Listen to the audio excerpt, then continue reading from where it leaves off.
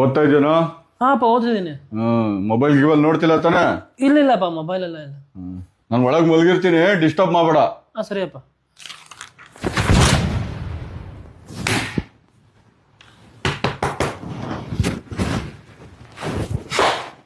ಇವನೇ ಏನಪ್ಪ?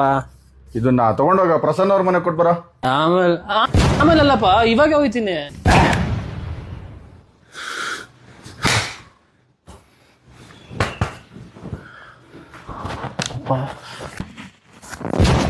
ಅಯ್ಯೋ, 500 ರೂಪಾಯಿ ನೋಟು ಎತ್ಕೊಂಡ್ರೆ ಒಂದು ವಾರ ಬಾಯ್ಸ್ನ ಮೇಂಟೈನ್ ಮಾಡ್ಬಿಡೋದಲ್ಲಪ್ಪ.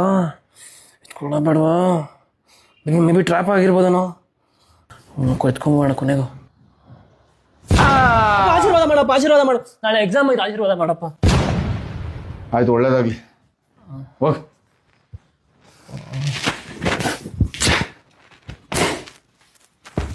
ಪಬ್ಲಿಕ್ ಅಲ್ಲಿ ಸಿದ್ರೆ 1000 ರೂಪಾಯಿ ಫೈನು.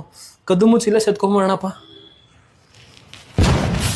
ನೋಡಿ ಫ್ರೆಂಡ್ಸ್, ಇದು ಸೇದೋದ್ರಿಂದ ತುಂಬಾ ಹಾನಿಕರ ಬಾಡಿಗೆ.